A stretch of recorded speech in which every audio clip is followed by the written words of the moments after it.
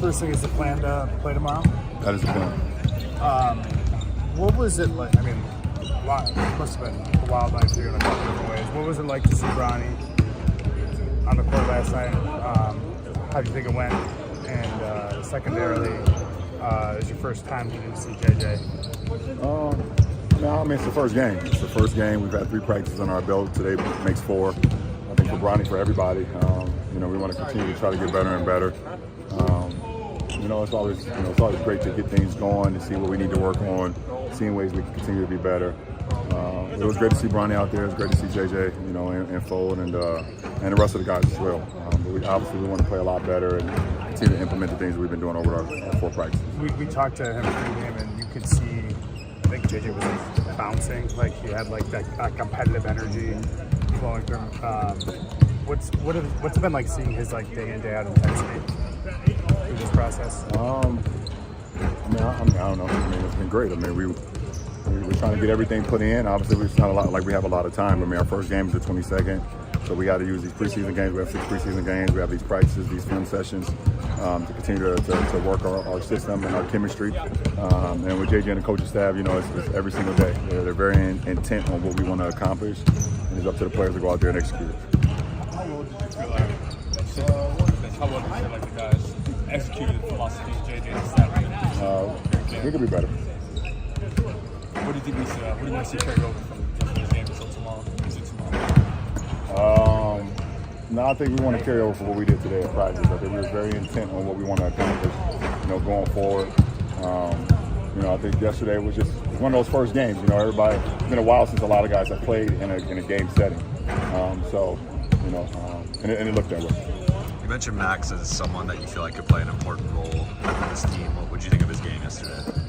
He continues to get better and better. We're going to need that from him. When you look at just Phoenix and what they did in the offseason with Tigers,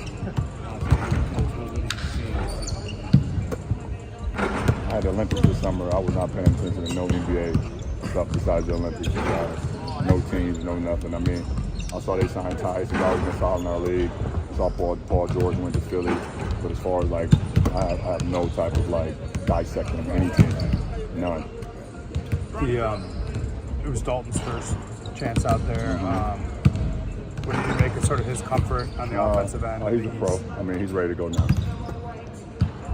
What do you think is the biggest leap forward that you would like to see from now until you start the season in October 22nd? Besides just the comfortability of not being able to start. We want to just get better.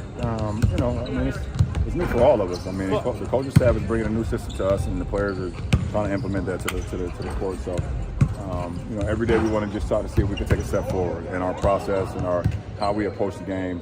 It's not who play on the floor, it's how we play. We have a system that we want to play.